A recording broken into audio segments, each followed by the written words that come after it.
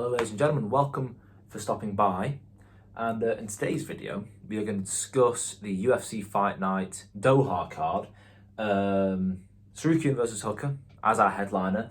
I'm just going to break down each fight, implications, history of each fighters, and you know, why do these fights matter and what could it imply for the future, because obviously, you know, two lads scrapping in a cage, two lads or lasses scrapping in a cage is one thing, but what gets you interested in these fights is the story and the meaning behind it. So, it is UFC Fight Night, Sarukian versus Hooker. So let's dive straight in with the main event. We have, as the headliner, the number 1 ranked lightweight in the world, Arman Sarukian, taking on the number 6 ranked Dan Hooker. Now, straight off the bat, right, what makes this fight exciting is it's the number 1 contender fight. It's the number 1 contender fight, definitely for Arman, but a lot of people, me included, thinking, is it for Dan Hooker? If Dan Hooker wins, is he going to get an instant title shot? And he even told MMA Junkie, he said, Dana's come out and said it's a number 1 contender fight. So he's been told by someone, maybe Dana or a strong source, he's been told that this is a number 1 contender fight for both. So straight away, it's a big fight. It's a big fight. We've got the champion, Ilia Topuria, without a clear challenger as of now. You know, it could be Paddy Pimblett, it could be Justin Gaethje, but by the sounds of it, it's going to be Arman Sarukian versus Dan Hooker. And yeah, I mean, that pretty much is the sole storyline, is the sole, what could you call that? That's what's on the line. That's what's on the line. That's the implications of the outcome of this fight. The winner will face the champion. And deservedly so, Sarukian, I mean, I say deservedly so as if I know. Sarukian should be the favourite. Probably is, right? And a lot of people, I'm sure, will be going with Sarukian. He's so good. He's incredible. Yeah. So yeah, Sarukian versus Hooker. Winner's going to face Ilia Topuria, whether Ilia wants to or not, because he seems very vocal about who he wants to fight and says who he is going to fight. But yeah, it'll be winner of Sarukian versus Hooker will fight Topuria for the title. Co-main event, Belal Muhammad versus Ian Gary, the number 2 ranked Belal Muhammad versus the number 6 ranked Ian Gary. And again, look, we've got the main event, the co-main event, incredibly important matchups. The winner of this, again, should and is likely going to fight for the championship, because Belal's number 2, just lost the belt, and you know, Gary's done well. He's lost to Shavkat. That's the only loss in his record, to Shavkat Rakhmonov. That's nothing to be disappointed about. His past wins, you know, he's beaten Carlos Prates, who's just beaten Leon Edwards. He's beat Michael Venerbej. He's beat Jeff Neal. So he's beat a lot of the welterweight top 10, a lot of ranked welterweights in itself. You know, and as I said, Belal's just lost the belt, but defended it. But beat Leon to get it. And then before then, if you don't include the Leon draw, had a 10-fight win streak. So yeah, winner of that will fight for the title as well. Also, Belal is 37 years of age. Belal's 37 years of age, which is not what I thought. I thought he'd be 35, maybe 36, but he's 37. So I'm pretty sure a lot of people for this fight will be going for Ian Gary to win. In terms of fighters throughout the rest of the rankings, you've got people knocking on the door. Prates, Morales. They have just had some incredible wins against Sean Brady and Leon Edwards. However, there is a feel that they need one more. They're both young lads, Morales especially. I think a lot of people will agree they need one more. Same for Shavkat. Shavkat likely is and will need one more if he wants a title shot. But yeah, Gary, the number 6 Ian Gary versus number 2 Belal Muhammad. Winner will fight Islam Makhachev. So that's a number 1 contender fight. Will Belal fight Makhachev? If Belal wins, will Belal fight Makhachev? Personally, and I think definitely universally, everyone will agree, put the friendship aside. You train in Chicago, for starters. He trains in Chicago, so he's not even part of the Dagestani camp. Put your friendship aside. Look, it could be a good fight if he wins. Next, Volkan Oezdemir versus Alonzo Menefield. Volkan Oezdemir is the number 9th ranked light heavyweight versus the number 14 ranked Alonzo Menefield. Volkan is 36, last lost to Wahlberg, and he's only had 6 fights since 2020. So not as active as I'm sure he would have liked. But then Menefield, on the other hand, is 38 years of age, 2 years older than Volkan, which is not what I expected. Also lost to Ulberg in 12 seconds. However, his last 2 fights, he has been victorious. So if we want to go into the stats a bit here, Volkan is 2 inches higher, 1 inch less reach, but it still seems pretty, nonetheless, still pretty equal. And it's a low ranked fight. It's in the top 10 on the Volkan side, number 9. Volkan's number 9, Alonzo Menefield's number 14. So it's a low ranked fight. So it's not as if there's really high stakes on this fight. However, I think the winner should fight Dominic Reyes. Dominic Reyes being the number 8 light heavyweight. Reason being, Reyes is coming off a loss. Universal rule really is, if you come off a loss, you should have to defend your ranking, with exceptions, right? Even if you win, you should fight up, with exceptions. If you lose, you should fight down, with exceptions.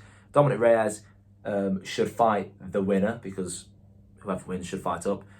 Dominic Reyes has lost. He's number 8. So yeah, I'm pretty sure we should hopefully get either Volkan Oezdemir or Alonzo Menefield versus Dominic Reyes, depending on who wins that fight. Next, which is quite an interesting fight, we've got Jack Hermansson versus Mukhtabek Orbay. Orbay was in the lightweight division, I'm pretty sure. I think he fought at catchweight, though, against Mateusz Rebecki. Lost that fight. But Jack Hermansson's coming down 15 pounds from middleweight. Bit of a career change. Could say a bit of a late one, because along with Bilal, Jack Hermansson's also 37. So a bit of a late notice career change if he's wanting to be in the welterweight division. But look, he wasn't probably achieving what he wanted to in middleweight, so he's coming down to welterweight to see what he can do. 10-year age gap. Orbay's 27, shockingly. And as I said, last fight, he's lost to Rebecki. However, he's won his last fight. And yeah, I think the winner of this fight, given that they're going to stay in welterweight, the winner of this fight, likely one more fight and then they get a ranked fight. Orbay's got quite a bit of a following, especially after his Rebecki fight. So yeah, one more fight for him, then a ranked fight. And same for Jack Hermansson. Jack Hermansson was ranked for a long time in middleweight, so he deserves to have a chance to get himself into the welterweight rankings if he stays with one more win. Then we've got Spivak versus Gaziev. Spivak, the number 7 heavyweight, versus the number 11th ranked heavyweight Shamil Gaziev. And when looking at these guys' wins and losses and how well they've done recently, I'm a bit close to the camera there, and how well they've done recently, I think it's a bit weird, because let's say Spivak wins, you're going to fight up. However, above him is Jailton Almeida and Waldo Cortez Acosta, who he's lost to. He's lost to both Jailton and Waldo. So even if you won, it's very likely the UFC would make a second fight for him against Jailton or Waldo, when there's not really, it's not a main event, there's not much on it. So this may be one of those exceptions where even with a win, we may see Spivak fighting down again. And then Gaziev, if Gaziev were to win, give him Tybura, I think. Give Gaziev Tybura, who's just lost to the number 9 Ante Delaja. So yeah, if Gaziev wins, he can fight up against Tybura. And yeah, that's pretty reasonable. And then the opening fight, now this changed. The opening fight changed. It was Alex Perez versus Asu Almabayev. Yeah, it was Alex Perez versus Asu Almabayev, and that was the opening fight of the main card. However, they've recently just changed that, I'm pretty sure, to Tagir Ulanbekov versus Kyoji Horiguchi. Tagir is the number 11th ranked flyweight, and I feel like for him, if Tagir was win, I feel like for both, Tagir or Kyoji, whichever one wins, give them the loser of Perez versus Asu Almabayev, because we've got Steve Erceg ahead of them, who has a win, and in Tagir's case, Tagir lost to Tim Elliott, who's also in front of Steve Erceg. So again, we almost give them a bit of a boost further up the rankings. If, say, Perez were to lose, he's quite high up the rankings. So yeah, give the win of Tagir Ulanbekov versus Kyoji Horiguchi, give them the loser of Alex Perez versus Asu Almabayev.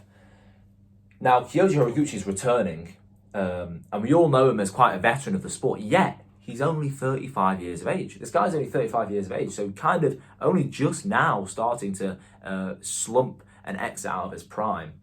So by no means is he someone to look over. But since 2016, he had his last fight in 2016. I'm pretty sure he had his last fight in 2016. And since then, he's just been flip-flopping. He had a long stint in Rising, and then he was flip-flopping between Rising and Bellator since then. But now he's back. In his stint in UFC, he's fought people like DJ. Lost to DJ in 2015, but he's got that name on his resume. But yeah, Kyoji Horiguchi is back. And let's see how he can do against a young lad like Tagir Ulanbekov. A win would be... I'm sure a lot of people are going to be going with Tagir, especially since who he trains with, right? But let's not overlook Tagir Ulanbekov. But yeah, that was a rundown of the main card of UFC Fight Night Doha in Qatar. Let me know what you think. And I think the card looks pretty sick. Even on the prelims, look, you've got Topuria, Ilya's brother. You've got some of Paddy Pimblett's lads. You've got Luke Riley and Shamrock. You've got those lads. Any other interesting ones? Who else is on there? There's that guy. Oh, names are failing me here. However, yeah, as I said, pretty good main card if you ask me. Obviously not pay-per-view worthy, right? Chill out. But good main card, some good fights. Some fights with, we have got the excitement of Kyoji Horiguchi coming back. Spivak versus Gaziev. Not an exhilarating fight, but look, Spivak's number 7, so we're not that far from the top 5 of heavyweight. Jack Gamatsu versus Muktabek. What they do in welterweight, let's find out. How good's Orbay going? Because Orbay is kind of more of the centre of attention because he's the young one. Let's see how far he can go. Volkan Ozdemir versus Alonzo Menafield. Both lads are really in the twilight of their career. But look, you never know. Don't sleep on that fight. Who knows? That fight could be the fight of the night. And then, yeah, we've got 2 number 1 contender fights. Bilal versus Ian Gary, who is going to face Islam for the championship. And then Sarukian versus Hooker, who is going to face Ilia Topuria for the championship. But yeah, that is your main card of UFC Fight Night Doha. Let me know what you think. And yeah, I'll see you later.